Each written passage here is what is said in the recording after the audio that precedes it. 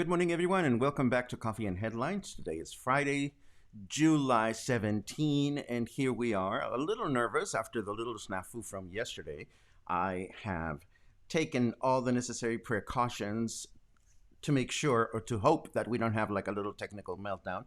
I've actually been in touch with the company that makes the software that we use, and coincidentally, they submitted an update to the software. So hopefully today is going to be a good, no technical drama broadcast. It's always great to see all of you and see new faces. Speaking of new faces, if you're new to this show, we get together every morning at 10:30 live here on Facebook.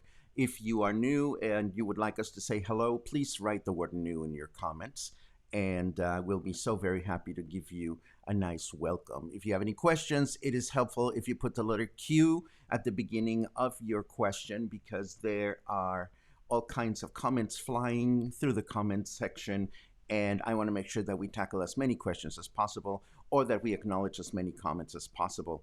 And if we don't do them on the show, we will, of course, take a look at them afterwards. It's nice to see so many people that we know. What an amazing storm last night, says Claude. I have a story about the storm that I'm going to share later on in the show. Deb is in the house. Craig is in the house. Kathleen's in the house. Geoff's in the house. And did I just see the very famous Dave Van Pelt is in the house, with whom I had a wonderful dinner last night. The gods worked in our what? The gods, we coincided in a place. And it was nice to meet Dave, and it was nice to learn, gang, that he and his other friend are having a very good time. They made it all the way to Yelapa. I mean, how many people do you know that on their first trip ever to Puerto Vallarta managed to pack in a couple of fun restaurants and managed to find the time and resolve the logistics to get themselves out of the city on a panga and all the way out to Yelapa? I was really proud of them, because as first-time travelers to our city, not only did they really take advantage of it all, they go back today, but they are really excited about the possibility of coming back soon. So I think we did a good job. Pat yourselves on the back by sharing friendship and good intention and recommendations with them. Beam, bam, bam, bam. It is nice and cool this morning, says Randall. Yes, absolutely. I almost felt a little bit chilly. And Dave says, such a great time, best vacation ever. I hope you found what you came to look for, Dave. And, we're always here. Puerto Vallarta, we're always here. In terms of news, there's a little bit of everything, but it seems to be like, I don't know if something's going on in Nayarit, but there were a lot of news about Nayarit that are worth sharing. So we're going to include a fair amount of news about Nayarit, and then some things that are going on in Puerto Vallarta. New businesses are going to be reopening next week, apparently. Not bars yet. Let me advance that.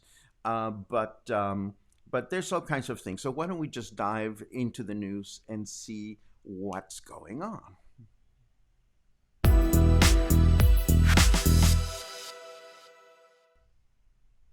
Okay, as I mentioned just now, we see here Mayor Davalos meeting with his team to prepare for protocols that will allow the reopening of more activities that have not been able to reopen starting on Monday, apparently. So I suspect that Governor Alfaro will probably make an announcement on Saturday or Sunday to the effect that we are now going to be able to enjoy outdoor terraces, outdoor movie theaters, like we have that many, social events in that modality. In other words, if you have a social event that's going to take place outdoors, you can have it. Of course, we don't know specifically how many people and so forth and so on. I'm just naming the categories. Balnearios are places with swimming pools that are not hotels, are going to be able to start working. Recreational parks in open spaces, academies and training centers, theaters and cultural activities, um, um, juegos mecánicos, fairs are going to be able to open as well. What we still don't have a date and no protocols for is casinos, movie theaters, bars, and enclosed venues, um, pool parlors, and social events in indoor halls. So this is still not going to happen, but it's nice to see that at least we're moving in the right direction. Then it was nice to see through Contralinea that the Marina Vallarta Neighborhood Association is working with authorities to ensure that they do whatever they're supposed to do, meaning by they, the association, to partner with the authorities to make sure that everybody does what is necessary to prevent the city, or the state for that matter, from having to close again for 14 days. They say for the community in Marina Vallarta, we are doing a lot of information dissemination. We're working very closely with residents, with those that are responsible for businesses and restaurants, to make sure that we can avoid at all cost the reactivation of this emergency button. Unfortunately, more sad and scary stories about riding the bus. This particular article from Vallarta Pina talks about drivers from the Unibus line that are working with symptoms and coughing, and allowing people to get on the bus without wearing a face mask. We know for a fact that the city has established some checkpoints. I wonder just how effective these are. And for the rest of us, you know, if you don't have to ride the bus, consider yourself lucky, and be mindful of the fact that a lot of people that are having to ride the bus don't have a choice, or maybe we think they don't have a choice. I think a lot of people they don't choose to go on the bus. So if you can avoid the bus, please try doing that. If you're concerned about the bus situation, just be mindful that a lot of people that are riding the bus don't have any other option to get to work. As I mentioned, there's a few news about Nayarit. In this article, we see that Nayarit as a state is the third place nationwide with most mobility outside on the street. Unfortunately, the article, as many articles that we see, doesn't bother to tell us which ones are first and second place. But this does include a statement by the Director of Health Services in Nayarit, Raul López Diaz, who said that the situation is really concerning because the occupation in hospitals is high. So he says, from his point of view, the optimal option for Nayarit, would be for the state to go into quarantine for 15 days. So it is unfortunate that this is happening just north of Jalisco. We've been watching with concern the fact that Nayarit has been in the red as far as the national map is concerned, and that beaches are still closed there. In Plaza Forum, which is the main shopping center in Tepic, Burger King was shut down because they were not following the proper guidelines. And also some large stores were closed. I think I read in this article that there was a Walmart, a Sam's, and a Lay supermarket that were closed because they were not following the proper guidelines. Even though Brazil President Bolsonaro says that hydroxychloroquine is doing wonders for him, there is still no evidence that this drug will do anything according to new data that is being shown. There are two new studies, and this was published on Wired magazine. As always, I'm going to share all the links with you so you can take a look at them later on today.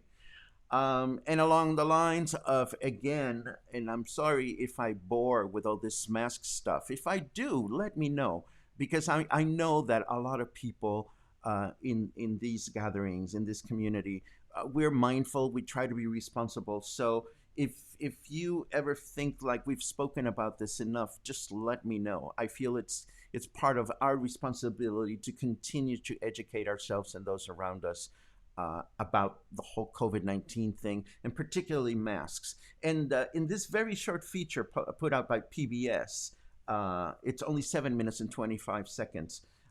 They do a lot of video showing breath in through this special camera that allows you to see how molecules and air particles fly through the air, and they show the comparison of how they fly with and without a face mask on. So it is fascinating to see.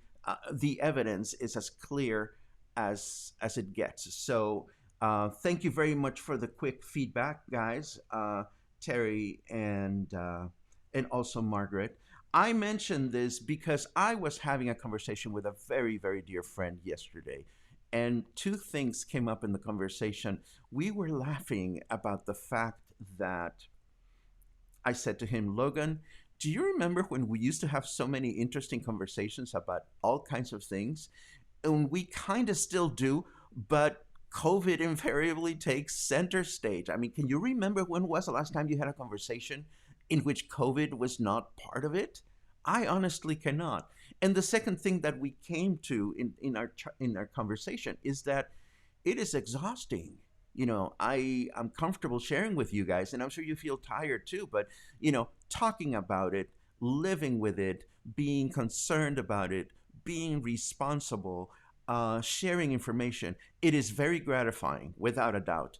But boy, is it exhausting. So these days, I enjoy my naps more than usual. I just thought I would share that with you. So back to the business with the masks. This is something that I found very fascinating, and I hope you will as well. Boomby, boomby, boomby, boomby. Wrong button. This is good. I've been mentioning the fact that President López Obrador is visiting Jalisco and other states to deal with violence. And it's not only violence that has to do with the organized crime, it's also violence that has to do with police brutality. And it is nice to see that one of the things that our president obtained from Governor Enrique Alfaro is all the case files related to Giovanni López, the young man that back in May was apprehended by the police, and when his family came to find him in the municipality of Ixtlahuacan de los Membrillos, the family arrived the next day, and he was dead. And this was a situation that is still going under investigation, but I'm very glad that the federal authorities are taking an interest in this, and that the president of the Republic of Mexico is going to oversee the situation. Well, perhaps not personally, but at least if it's in the hands of President López Obrador, we stand an even better chance to make sure that these things are cleared up and that they don't happen again.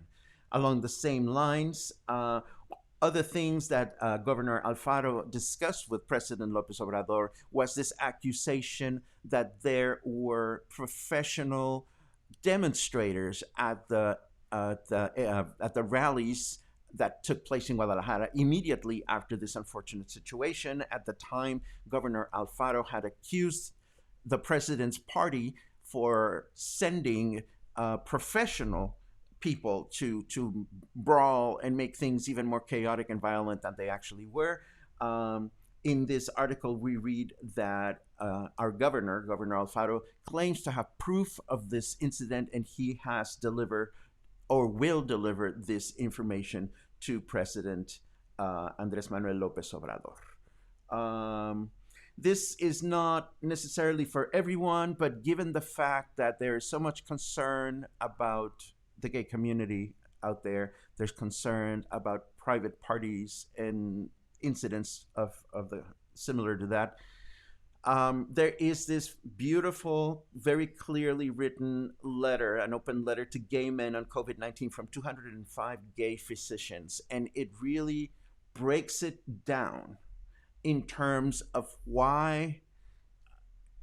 what's going on and why we may think that certain drugs that are designed for HIV and AIDS, we may think that they might be helpful for COVID-19, but they're not. So if you are a gay man, or if you have gay men in your life, if you are a member of any of the gay groups here in Puerto Vallarta or elsewhere, if you are elsewhere, please consider sharing this information with your friends and loved ones, because it is important.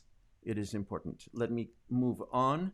Um, PBS News Hour. I don't know if you watched that particular newscast. I like watching PBS News Hour, and I'll tell you why in a second. Well, Judy Woodruff, I love her. I learned a lot about her. She's the main anchor, and I love when she does interviews because when she interviews somebody that she agrees with, after the interview is over, she takes this very warm and and empathetic tone. She'll say, Logan Miller, thank you very much for joining us. And that's how she ends the interview. But then pay attention when she doesn't like the interviewee or doesn't agree, or the interviewee has cut her off a lot, or she, in one way or another, disagrees with the interviewee. She'll change her pitch. She'll go from, thank you very much, Logan Miller, for that information. And now she does, Logan Miller, thank you very much. So I thought I was going crazy when I watched her newscast, but I've come to see this trend. So it's really fabulous. Maybe I'm going to adopt a special technique to have a different twang for things that I agree with or that I don't agree with. But I completely and shamelessly digress. Something that is beautiful in PBS News Hours that they often ask people to submit testimonials on video, and they tie them together in beautiful narrative. And this time around, they have put together stories of hope and resilience from COVID-19 survivors. It is very easy these days to forget that the vast majority of us, if we get the virus, or the people that have gotten the virus, the vast majority of us will come out of it. And these stories help us remember that. So I'm going to share the link with you so that you can take a look at it once we're done. And of course, the last piece of news that I have doesn't have anything to do with Puerto Vallarta per se, but it's difficult not to be curious about this distancing that is going on now between the White House and Anthony Fauci. And this is another wonderful article from Vox that claims to explain what is the distancing about and how it is a symptom of a bigger problem. By now, I hope that Vox is noticing that we are always praising their articles. I would love to get a nice letter from them, but they produce such awesome content, and they produce a lot of it in podcasts, in videos, things, specials that they put out on Netflix, the website. I'm always really happy to reference them, and I hope you are not going crazy with that. But it is really one of the most reliable, easy to follow, trustworthy sources that I truly, truly enjoyed reading. Let me take a quick look through your comments to see if there's anything that is essential. Glad to hear that Dave is coming back soon. We'll be here, and we will always be ready to share wonderful advice for voyagers and travelers. Tourists, we like tourists. We like tourists, but we like tourists that are engaged. Hopefully this is going to not offend anybody. Boom, be boom, be boom. Kelly at Living Room Bookstore has free masks for any of the workers in the Marina. This is so awesome, Kelly. I'm glad that you shared this information with us because it is good to know. Lots of approval for mask wearing stuff. Karen now says the good old days of 2020. Oh, yeah. Ah, dear. Oh, dear. Yes, yes. It is getting too much for our lives. I agree with you, Gigi. And and of course, Logan says, and how come it takes twice as long to accomplish anything? Well, I totally agree with you. It's like time management has taken a completely different concept. And I'm glad to see that I'm not the only one who's napping more than I used to. And I said that is napping as opposed to is snapping, which unfortunately I do find myself snapping more or trying more not to snap at other people. This is a beautiful piece of news. This is wonderful.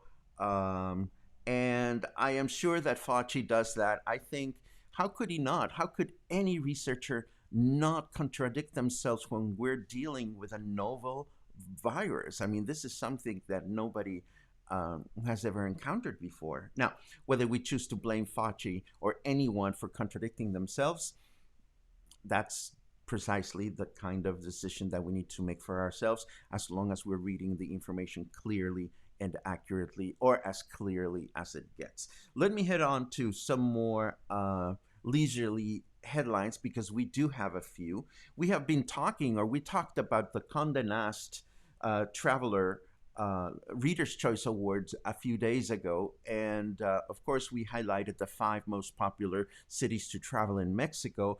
I chose at the time not to talk about local hotels that have been awarded, because we are locals, so we are not necessarily looking to go spend time at local hotels. But what do I know? Maybe we all need a good staycation. So if you're curious to know which hotels in our region were included in the best hotel list of this year, the list includes Beam Bam Bam Bum, the Four Seasons Resort Punta Mita, the St. Regis Punta Mita Resort, and W Punta de Mita. So some of them are Punta Mita, some of them are Punta de Mita. I can tell you the whole story about how that came to be, but not today, because it's long and it's political and bureaucratic, and you don't want to go there, although it's a great gossipy thing. Some other time. Some other time. Airbnb was like a family until the layoffs started. What happens when a kumbaya office culture meets the business realities of a pandemic?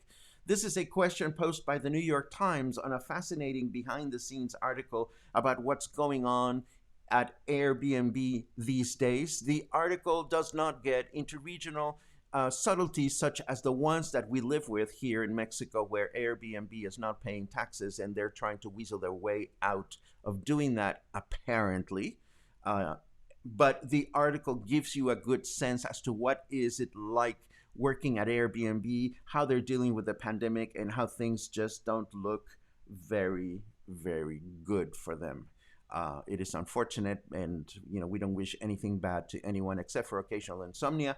But if you're interested in Airbnb, if you have apartments or homes or properties on the system, you may want to read about this.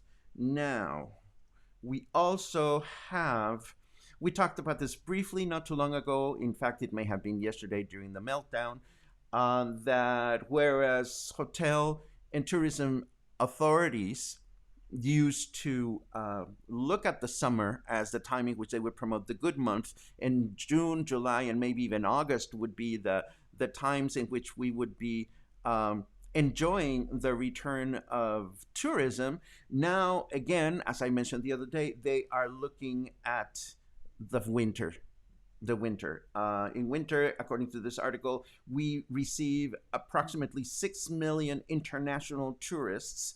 And presently, the Secretary of Tourism is coordinating with airlines and travel agencies abroad to understand or better get to know the plans of the many tourists that come and visit us from Canada and the United States and the rest of the world. As far as the so-called magical towns or pueblos mágicos that are near Puerto Vallarta, such as San Sebastián del Oeste, the authorities report that they've seen more visitors, and they ask people to just be cautious when they're out and about. These places are important to all of us. I know that Logan just spent a couple of days over there. He came back with big smiles, I saw when I had a brief meeting with him yesterday. So I'm hoping to escape to San Sebastián del Oeste at some point, always being careful. But between us, I'm really not comfortable traveling anywhere right now. What can I say? From the New York Times, as always, or as usual, we get 7 things to do this weekend with all kinds of interesting things that you can stream from home. I thought I'd share this with you, as I have in past weeks. There is this article in Spanish about how Zoom has launched an actual hardware device that takes away the need to have a computer, a microphone, a monitor, a camera, to be able to do Zoom calls. This is going to be very useful for those of us that use the platform from home, and for those of us that want to stay connected with family or work, and of course for those of us that have $400, $500 in our pocket. So the article is in Spanish, but there is a video here in English in case you want to acquaint yourself better with this particular device. Along those lines, I spotted another interesting article from Vox that is called What Comes After Zoom Fatigue. This is a lengthy article that looks a little bit about, looks at the technology that has to do with this business of doing business on a computer screen, and how it has advantages and it has disadvantages, and how we feel about it, and what's the next big thing to come. And this article also, check it out, like this photo of, like, this is President Hoover participating in a demo of an early one-way video calling machine which broadcasts a television image along with a phone call. I mean, President Hoover, that was like many, many years ago. The debut of the first picture phone from the 1970s by the AT&T archives. And at the end of this article, we see mention of this new device that I mentioned just a second ago. So if you're slightly geeky about your technology like I am, feel free to check it out. You will find it interesting, I'm sure. Now, yesterday, my dear friend Joey wrote in a comment that the Arabs, and I don't even know if by speaking about this country saying the Arabs is politically correct. If saying that the Arabs are going to Mars is not a nice way to say, it's not a nice way to say it, please let me know. So anyhow, Joey told me that the Arabs are going to Mars, and I thought he was kidding. Well, it turns out that he's not. The United Arab Emirates is about to launch its first ever mission to Mars. And I thought, oh my God, space geek. I am a space geek, so I wanted to read more about this. And in fact, the launch was going to be yesterday, but it got postponed for the future. And here is the website of the space agency where you can find out the Saudis. Thank you, Logan. Well, the Saudis is what I meant. I'm sorry if I offended anyone. I really didn't want to. But the Saudis are being blocked by my microphone. There you go. The Saudis are going to Mars. Here is the website. There is a photo that is coming up that got my attention. And it is, no, not that photo. Hold on. Wait for it. Wait for it. Sometime before Christmas. No, not that one. Well, let me keep talking to you. They have postponed the launch for, like, it's going to happen in a few days. No, not that photo either. Come on, it's a photo of the scientist team. There it is. So this photo caught my attention because I found myself thinking, oh my goodness, I didn't realize I could be like attracted to bearded men. And what I did, and maybe we'll do this on Sunday Fun Day, is, I took the same photo and I put them all little numbers. And maybe on Sunday, if we are feeling particularly frisky, we can all play, okay, who would you date? But we won't do that today. We're going to wait until Sunday, so no cheating. Let me take a quick look at your comments, and then I'll tell you one final anecdote. Oh my God.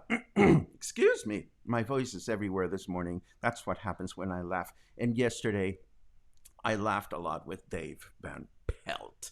And I'm going to stop saying Dave Van Pelt because one person I didn't even know joked with me when I was walking down the street. See, these things are starting to happen because we're doing this every day and we're getting all these people. I'm not comfortable with notoriety. I'll be perfectly honest with you. I'm very comfortable with being empowered to do something wonderful and share wonderful things and create positive connections. That part definitely feeds me and nurtures me. But when you're walking down the street and all of a sudden you hear somebody that is walking right behind you and you don't know this person, but you hear this person go doon, doon, doon, doon, it was the weirdest thing. Anyhow, where am I going? Your comments. Yes, your comments. Bam, bam, bam, bam. Let's take a look. If you don't love tourists, Vallarta is not the right place for you. We comment on tourists who behave irresponsibly in the best of times. It doesn't mean we love them any less. The tourist thing is so complicated, Terry, and when I speak about tourists, I don't mean to be unkind. To me, people that are unkind of any kind are just a reminder of how we should try to be kind. and there's very kind and wonderful tourists, and others not so much. What can I tell you? Uh, Dinga dinga dinga dinga dinga. Uh, this is funny. I had an ex who used to tell people, "Don't check your brain at the border." I love it. Uh, Gayoff says, "I thought they implemented new tax laws here for rentals." Well, here's the thing, Gayoff. Yesterday, I shared two conflicting articles. Excuse me, from important sources. One of them that said that Airbnb is getting ready to implement all these taxes and so forth and so on, and the other one that they were looking for postponement of the ruling. So are they doing it or are they not doing it? Unfortunately, I don't know because I'm not an Airbnb kind of person. I don't own a property, and although I have stayed at Airbnb properties, I generally feel myself more comfortable in a hotel where people are going to take care of me. But that's just me. Um, dun dun dun dun dun dun dun. Dun. Not Saudis. Okay, interesting, interesting. Well, it's. Thank you so much for all these comments. I mean, the last thing we want to do here is offend anyone, but we definitely uh, want to make sure that we nurture our knowledge with things that we're supposed to say. And yes, I know that question that person number 8 was a woman, and maybe I would take her out for coffee too. And I don't know this as a fact, but yes, I understand that it must be difficult to be a lady scientist there.